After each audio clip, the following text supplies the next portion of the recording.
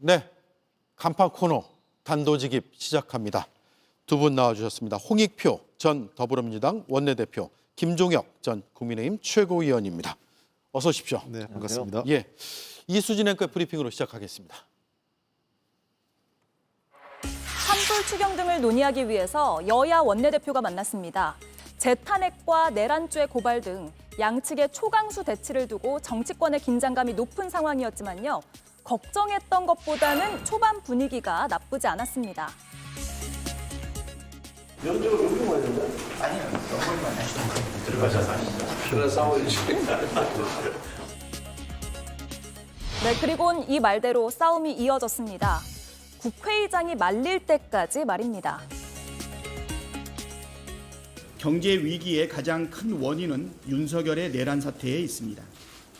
헌법재판소는 조속하게 윤석열을 파면해야 합니다. 윤석열 얘기하는 것이 참 듣기가 아주 거북했습니다. 이런 식으로 가면 앞으로 범죄 피고인 이재명 대표에 대해서도 우리가 이재명이라고 계속해서 불러도 여러분들 아무 소리 안 하겠습니까? 내가 당하고만 아니까 윤석열. 자, 조용히 하세요.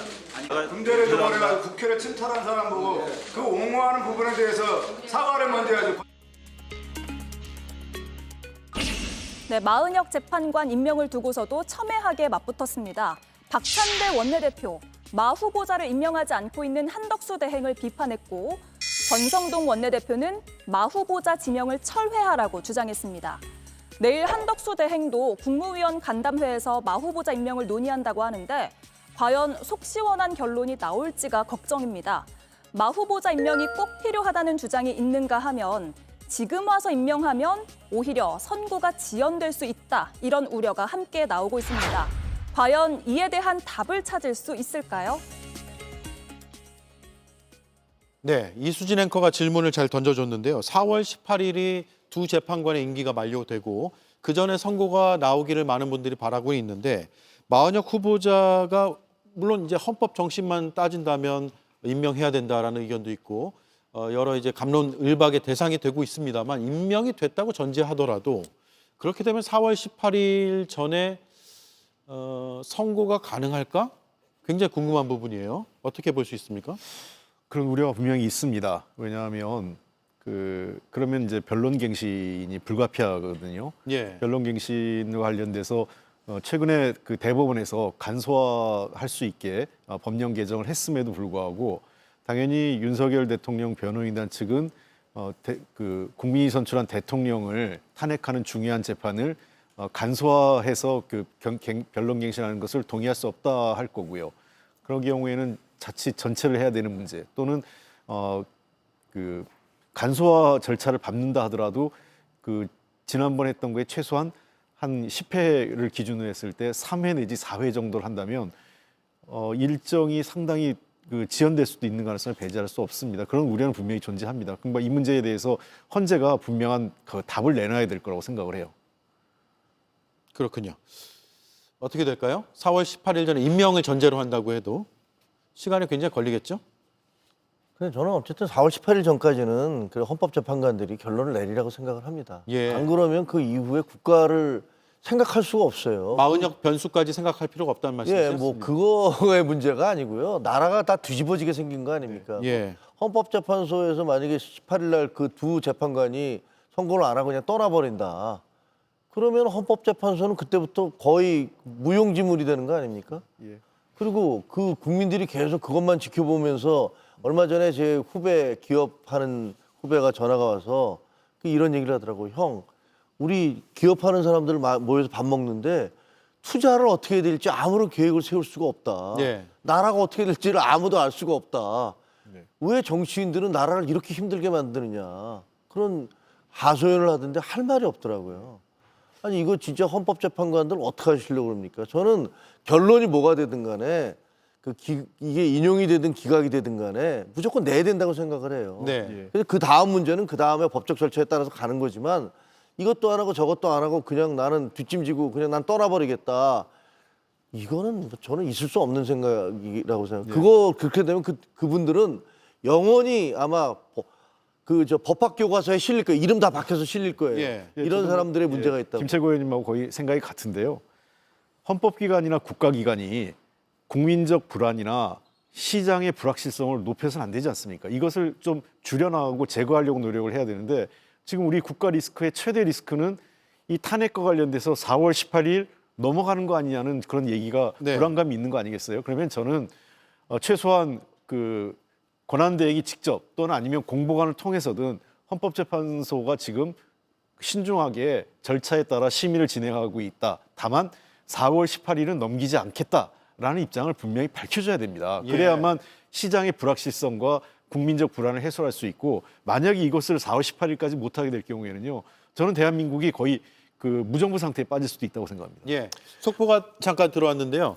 문영배 이미선 재판관의 임기 연장법이라고 지금 불렸지만 헌법재판소법 개정안이죠. 후임자가 임명되지 않으면 계속해서 임기를 진행한다라는 저 법안이 야당 단독으로 법사위 소위를 통과했다는 소식입니다. 조금 전 저희가 4명의 패널과 토론할 때는 보류 상태가 아닌가 이렇게 판단된다라는 쪽으로 의견이 오갔는데 지금 막 들어온 소식은 야당 단독으로 법사위 소위를 통과시켰다라는 것이거든요. 헌법에는 헌법재판관의 임기가 6년으로 명시가 돼 있고 그런데 그걸 헌법재판소법으로 임기를 연장할 수 있도록 하는 조치가 가능한가? 이 부분에 대해서도 충분히 토론이 필요할 것 같아요. 일단 야당 단독으로 통과가 됐기 때문에 여당과는 법사위 내에서는 충분한 토론이 이루어지지 않은 것으로 보입니다. 두 분의 의견을 들어야 될 텐데 뒷부분에 여쭤보려고 했는데 이 부분 먼저 질문을 드리죠. 이게 결국 4월 18일 이전에 결론이 안 날까 봐 벌어지는 일들이잖아요. 그렇습니다. 그러니까 4월 18일 결론을 내겠다 하면 저런 문제는 불확실성을 해소할 수 있는 거고요. 예. 그리고 이 문제에 대해서는 저는 물론 저 필요성이 왜 나오냐면 합의제기고 저게 헌법재판소뿐만 아니라 방통위든 또는 대법원이든 임기가 끝났는데 결론을 충원하지 못해서 정책 일정에 따라 여야가 대립하거나 또는 의사 일정 합의가 안 돼서 이루어지지 않는 경우가 종종 있기 때문에 저는 뭐 여야만 합의가 된다면 예를 들면 이럴 수 있겠죠. 임기를 연장하는 방식이 아니라 한 3개월 내지 6개월 정도를 한정적으로 할 수 있겠다. 이렇게 하면 저는 그렇게 위헌적 요소를 벗어날 수 있다고 생각해요. 근데 지금 여야가 합의가 안 된 상태에서 저렇게 한다면 실제 제가 보기에는 당연히 권한대행이 거부권을 쓸 가능성이 높고 예. 또 여러 가지 헌법적 판단에서도 저는 위헌 판단을 받을 가능성이 높습니다. 그래서 제가 보기에 저거를 민주당이 밀어붙인다 하더라도 실효적 효과를 거두기는 쉽지 않다. 4월 18일까지. 왜냐하면 시간이 너무 짧아요. 그러니까 거부권 쓸 수도 있고 15일 이내. 예. 왜냐하면 4월 3일 날 통과시켜야만 15일 이내 4월 18일까지 가능하거든요. 근데 국민의힘 입장에서는 하나는 거부권, 권한대행이. 두 번째는 필리버스터를 해가지고 24시간만 지원해도 4월 18일이 넘어가니까 헌법재판관들은 대상이 안 돼버려요. 예. 그렇군요. 어떻게 보셨습니까? 저 일단 법사위 소위는 통과를 했어요. 실효성의 문제 말씀하셨잖아요. 정확히 적절한 지적이고요. 그리고 예를 들어서 저분이 연장이 됐다고 쳐봐요, 두 분이. 근데 지금 헌법재판소에서 선고를 내릴 때는 만장일치로 날짜를 정해야 됩니다. 만약 어떤 한 사람이라도 나는 아직까지 심의 못하겠습니다. 나는 아직까지 결정 못했습니다. 그럼 그걸 발표를 할 수가 없어요. 그러면 만약에 야당만이 단독으로 저렇게 두 분을 임기 연장, 누가 봐도 편법이지 않습니까? 저걸 통과시켜버렸어. 그러면 보수 정당에서 지명한 그런 헌법재판관들이 더욱더 못한다고 그럴 거 아닙니까? 나는 결론 못 내리겠습니다. 이렇게 얘기할 거예요. 네. 그러면 그냥 저분들이 임명이 된 상태에서 수적인 다수가 있다 하더라도 다른 사람들이 나는 아직까지 심사가 끝나지 않아서 마음의 결정을 못해서 못하겠습니다라고 버티면 어떡할 겁니까? 그러니까 제가 보기에는 저런 식으로 계속 상대방을 자극을 하고 공격을 해서 뭘 얻어낸다는 게 저는 과연 가능할까, 실효성 있을까 싶어요. 저는 민주당이 초점을 흐트려서는 안 된다고 생각해요. 지금 초점은 4월 18일은 절대로 넘겨서는 안 된다는 거지 않습니까? 이걸 자꾸 또다시 헌법재판관의 임기 연장 문제로 프레임을 바꿔버리면 예. 이 논란이 자꾸 흐트러지잖아요.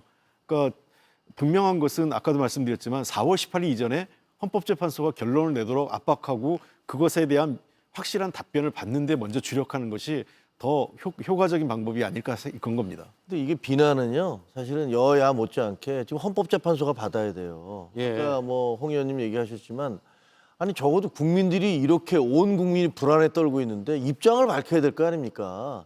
나와서 이게 어떻게 되고 있다. 우리 내부에서 이러이러한 문제 때문에 뭐 고민을 하고 있다라든가 그걸 밝혀야 될 의무가 있는 겁니다. 그거 예. 권리 아니거든요. 예. 그럼 분명히 국민들이 이렇게 두려워하고 야 이거 어떻게 하느냐, 나라가 어디로 가는 거냐라고 얘기하는데 솔직하게 소상하게 얘기를 해야 돼요. 그리고 우리가 합의를 못해서 그냥 이대로 이게 기각이 된다 하더라도 이렇게 기각이 될 수밖에 없으면 그냥 가는 거죠. 그리고 인용이 되면 인용이 되는 거고, 무엇보다도 이것도 아니고 저것도 아니고 뭐가 뭔지도 모르는 상태에서 이렇게 여야는 그 무슨 앞으로 어떻게 될지 모르니까 그 불안감 때문에 서로 싸우고만 있는 거고, 국민들도 두려워하고 있는 거고, 이거를 헌법재판소가 나라를 이꼴로 만들어 놓을 권리가 있습니까? 예. 헌법재판소 재판장님들을 비롯해서 그 소장 권한대행, 문영배 소장 권한대행님도 얘기를 하셔야지 본인이 나오셔서 우리 이렇게 논의를 했다. 여기까지 왔다. 근데 이렇게 4월 18일 날 나가야 되니까 어떻게라도 뭐 하겠다. 발표를 뭐 어떤 식으로 하겠다. 국가기관이 해야 될, 헌법기관이 해서는 안 될 일들을 지금 하고 있어요. 왜 그럴까요? 그 발표를 뭐 결과를 내비치는 발표는 안 하더라도 네. 현재 상황이 이렇고 국민들 너무 혼란스럽지 않게 대강의 일정 정도는 저희가 말씀을 드리겠다. 이 정도는 사실 충분해 보이기도 한데 외부의 여러 이제 여론 같은 것들이 들끓을까 봐 그럴까요? 뭐 기존의 관행 때문에 그런 것 같은데요. 관행이요? 예, 왜냐하면 헌법재판소가 어떤 결정을 내리기 전까지 그 비밀을 유지해왔고 그 과정에 대해서 브리핑한 적은 없었던 건 사실입니다. 그러나 이번 경우는 굉장히 이례적으로 그 결과 그 심판이 선고가 지연되고 있고 예. 또 국민적 관심사가 높은 사안 아니겠습니까? 또 이로 인해서 여야 간의 대치도 더 가속화되고 있고 또 국민적 혼란, 아까 제가 말씀드렸지만 그 국민적 불안감하고 또 시장의 불확실성으로 인해서 우리나라 경제 상황도 나빠지고 있다면 헌법재판소의 재판관들이 이 부분에 대해서는 기존의 그 어떤 관행이나 또는 권위주의식에서 벗어나서 국민들의 안 권리를 충족시켜줘야 돼요. 그리고 확실한 것은 4월 18일은 절대로 넘겨서는 안 됩니다. 그거는 더 큰 국가적 불행을 예고하는 것이라고 생각합니다. 예. 제가 보기에는 헌법재판관들이 지금 정치하고 계신 것 같아요. 예. 법을 기준으로 해서. 그건 보수 재판관들도 마찬가지고 진보 재판관들도 마찬가지인데, 이분들은 자기들을 누가 임명해 줬든 간에 모든 것들에 대한 판단의 기준은 헌법이 돼야 되는 거 아닙니까? 헌법에 따라서 보수 재판관들도 이게 과연 대통령의 행위가 이게 파면에 이를 행위냐 아니냐. 뭐 대통령의 그 비상계엄이 불법이고 위헌이라는 걸 모르는 사람은 한 명도 없을 거예요. 왜냐하면 그 포고령 자체가 불법이잖아요. 그리고 군대를 보낸 것 다 불법이라는 건 그걸 부인할 수 있는 사람은 아무도 없어. 좀 논쟁이 되는 거는 그게 파면에 이를 정도의 중대범죄냐 아니냐를 놓고서 이제 싸울 거 아닙니까? 양쪽에서 다투고 있는 것 같은데, 그것도 제가 보기에는 보수든 진보든 간에 그 법률가의 양심 그리고 헌법의 기준 질서 이런 것들에 따라서 돼야 되는데, 양쪽 진영에서 파견된 그러니까 임명된 분들 모두가 예. 다 그런 것보다는 정치적으로 이걸 해석하고 그다음에 길거리에서 떠드는 사람들 중심으로 이런 것들을 바라보고 이러는 것 같아요. 진영을 그래서 의식하고 진영을 대변한다. 이 네, 말씀이세요? 그러다 보니까 지금 나라 전체가 지금 뭐 이게 대한민국이 아마 해방 이후에 전쟁을 제외하고 이런 정도의 위기가 있었나? IMF 때 내지는 몇 군데 몇 번 있었잖아요. 거기에 버금가는 그런 위기 상황인 것 같아요. 예. 오늘 국회에 헌법재판소 사무처장이 출석을 했는데 시점을 물어봤는데 신중의 신중을 거듭 중이다라고 했고, 그래서 뭐 알고 있죠. 신중의 신중을 거듭하지 않지 않을 거라는 건 다 알고 있고, 또 심의 중이다라고 하는데 좀 답답한 심경을 많이 갖고 계실 것 같아요. 모든 분들이. 그리고 나서 이런 질문도 있었습니다. 헌법재판관 후임 임명 안 될 경우에 지금 기존 재판관 임기를 연장하는 개정안이 민주당 주도로 논의가 되고 있는데, 이에 대해서 헌법재판소의 입장을 물었거든요. 이렇게 답을 했습니다. 오늘 상정되는 법안 단호히 반대합니다. 헌법에 나와 있는 헌법재판관 임기를 마음대로 바꾸겠다는 거는 헌법에 나와 있는 대통령 임기도 마음대로 줄이고 늘릴 수 있다, 이런 논리랑 크게 다르지 않습니다. 처장님께 여쭤볼게요. 이 법에 대해서 동의하세요? 법안이 발의된 것은 저희도 인식하고 있고요. 그리고 이 부분에 대한 저희 지금 공식적인 입장은 아직 없는 상태입니다. 4월 18일에 임기가 종료되는 2명의 재판관들이 있잖아요. 예. 이 두 분의 의견은 듣고 오셨습니까? 이 두 분 이 법에 대해서 찬성합니까? 반대합니까? 아직 자세한 말씀은 드릴 수 없는 상태고요. 그냥 내부 검토 중이라는 점만 말씀드리겠습니다. 예. 자, 저게 법안이 통과가 되더라도 앞서 이제 짧게는 여야가 합의만 하면 가능하다라고 말씀하셨고요. 해도 아마 이제 헌법재판소의 판결을 또 받아야 되죠. 왜냐하면 여야 이게 헌법재판소에 그 제소하는 것은 여야가 아닌 또 다른 그 개인도 할 수 있는 거기 때문에 예. 그럼 여러 가지 절차가 필요하고 헌법재판소의 최종적인 판단이 따르게 될 겁니다. 예.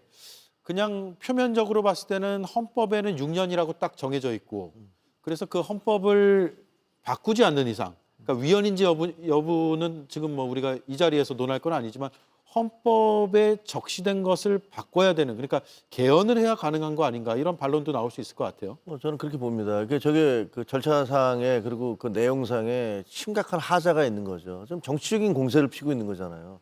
그리고 그것은 기본적으로 헌재가 본인의 일정을 밝히고 있지 않기 때문에 예. 의지를 표명하고 있지 않기 때문에 이런 일들이 발생하는 건데 대한민국이 지금 헌법기관들의 위기예요. 국민의 위기가 아니고 보면 선관위는 뭐 부정 채용에 부실 선거 관리에 국민들로부터 굉장한 신뢰가 떨어진 상태 아닙니까? 지금 이번에 헌재도 이번 사태를 거치면서 도대체 헌재가 왜 필요한 거야?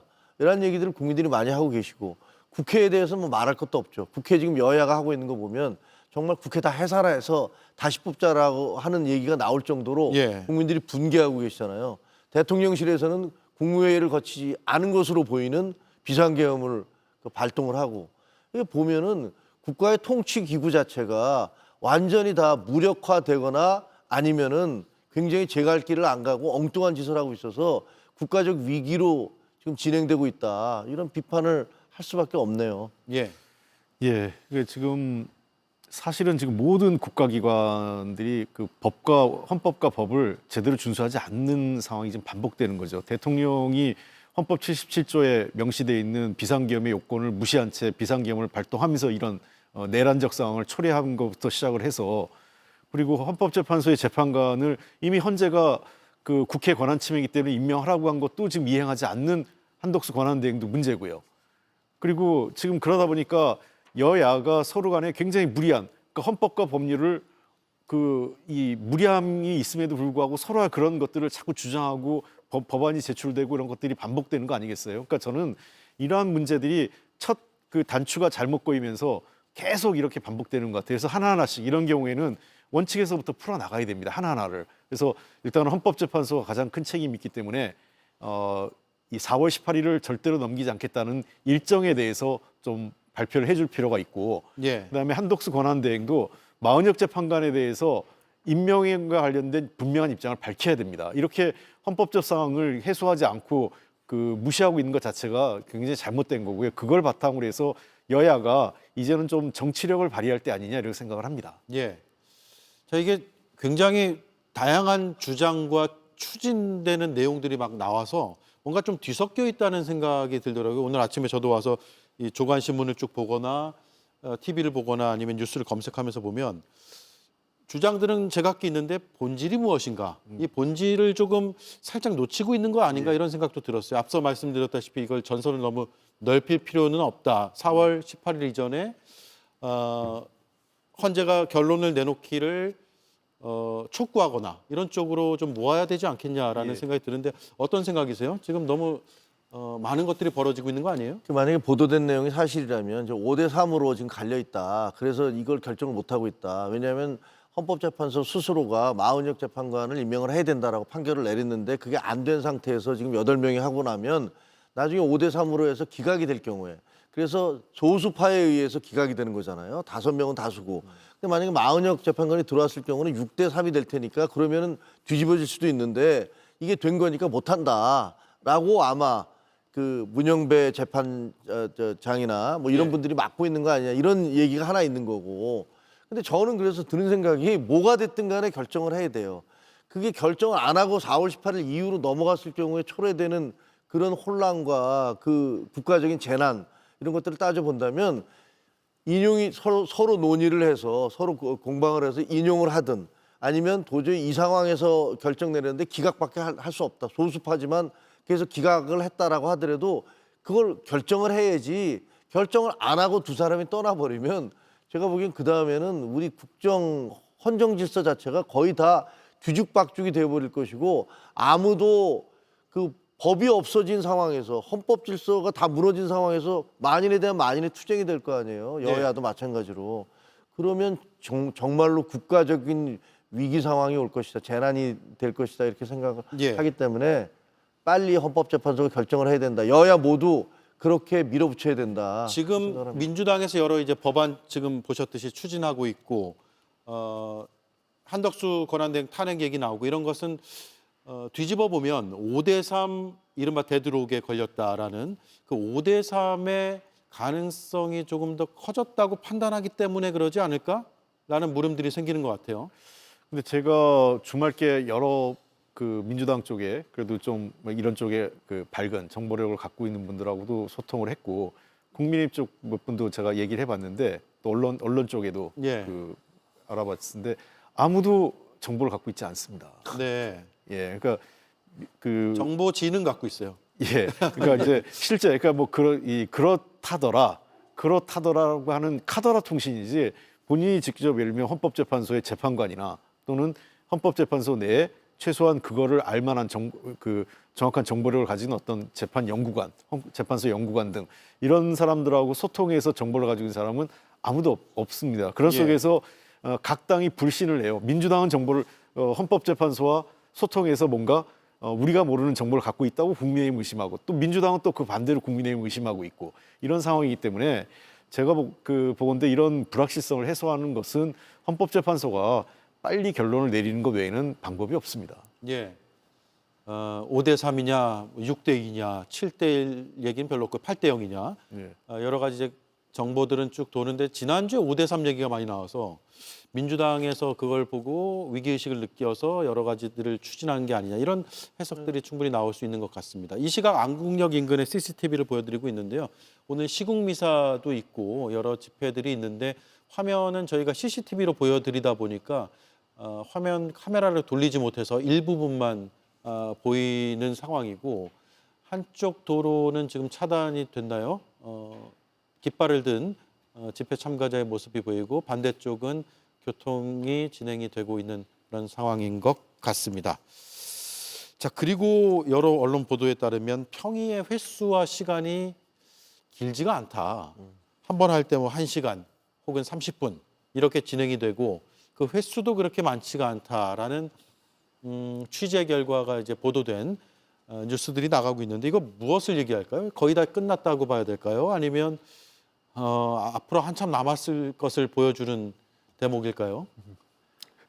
아니 그게 지금까지 한 것만 해서 뭐 그렇게 오래 걸리겠습니까? 이게 무슨 민간 박근혜 전 대통령과 관련 최순실 씨와 관련돼서 뭐 이 사람이 뭐 기업들과 어떻게 만나고 이런 것들도 아니잖아요. 그건 뭐 너무 심플한 거기 때문에 그리고 이미 검찰이나 뭐 그 경찰에서 수사를 한 내용도 있어서 그런 부분들에 대한 그 갈등 때문에 혹은 이해가 좀 부족해서 혹은 아직까지도 그 확실한 뭐 결정을 내릴 정도의 정보가 없어서 그건 아닌 것 같아요. 예. 그건 아니고 서로들의 각자의 정치적 입장, 이렇게 말을 못 하고 있는 거죠 서로. 이거를 만약에 평결합시다라고 했을 때 결과가 어떻게 나올지를 서로가 모르기 때문에 서로 그냥 의견 타진하는 정도 선에서 계속 시간만 질질 끌고 있는 것 같은 느낌이 들어요. 상대방이 어떤 의견이고 어느 쪽으로 결론을 모았는지는 대략 서로 짐작은 하고 있겠죠. 짐작은 하지만 물어보지는 못하잖아요. 눈치는 물어보면 평결을 하는 거잖아요. 이제 예. 어떤 생각이십니까? 어떤 생각이십니까? 어떤 생각하면 나는 이렇게 하겠습니다. 하면 거기에 따라서 각자 쓰는 거니까 그걸 물어보는 순간에 이미 결정이 된 거나 마찬가지예요. 그러니까 그렇게 물어보지 못하고 이 사람이 평소에 했던 얘기나 뭐 지금 반응이나 어떤 사안에 대한 대응을 볼 때 뭐 같은데 이렇게 서로들 추정을 하면서 그걸 더 진행시키지 못하는 것 같은 느낌이 들어요. 예, 눈치 보고 있다. 상호간에. 뭐 이것도 정말 정보가 없기 때문에 저희들이 예. 뭐라고 참 추측하기는 어렵습니다. 두 가지 가능성은 다 열려 있다고 봐요. 그러니까 아직 그 결론이 안 났기 때문에 서로 계속 시간이 지연되는 것도 있을 수 있고요. 아니면 우리가 이 회의할 때요, 거의 결론이 모아졌을 때도 짧게 합니다. 왜냐하면 그 최종적인 그 내용을 갖고 지난번에 회의에서 수정하라고 한 내용이 잘 반영됐는지 그거만 검토하고, 근데 거기에서 일부 미진하면 누가 의견을 내면 다시 그거에 대해서 판결문이 수정된다든지 수정 작업들이 계속적으로 이루어질 수도 있어요. 그런 측면에서 어떤 거 두 가지 가능성은 다 열려 있다고 생각합니다. 지금도 계속 자기 편한 대로 지금 주관적 해석을 하잖아요. 어디는 결론을 못 내리고 있다라고 하는 쪽이 있는가 하면 어디는 결론이 다 나서 그냥 실무적인 논의가 이루어지고 있는 거다. 이 두 가지 해석은 현재로 가능하고, 예. 저는 모르겠습니다. 어쨌든 이것 자체가 상황에 대한 브리핑을 너무 헌법재판소가 하지 않기 때문에 발생하는 거다, 이렇게 봅니다. 그러니까요. 국민의 알 권리를 상당히 침해한다는 비판도 많고, 헌법재판소의 이른바 공보 기능이 전혀 없어서 정말 대한민국에 아는 사람이 8명밖에 없는 거 아니에요? 그렇죠. 정확히 아는 사람은 어떻게 진행되고 있는지, 지금 몇 분응선을 넘었는지 이런 건 8명밖에 모르고 8명도 다 아는지도 모르겠어요. 8명 중에서 서로가 서로에 대해서 저 사람이 무슨 생각하지? 뭐 이렇게 생각한다면 예. 진짜 아무도 모르는 거죠. 예. 그래서 우리도 매주 월요일 만날 때마다 다음 주에는 반드시 선고하기를 바란다 이런 말씀으로 만나고 또 헤어질 때 인사도 하고 그러는데, 오늘 마지막 인사도 다음 주에는 좀 선고 결과를 보고 얘기를 나눴으면 좋겠다라는 말씀을 드리고 여기까지 해야겠네요. 예. 두 분 고생 많으셨습니다. 고맙습니다. 감사합니다.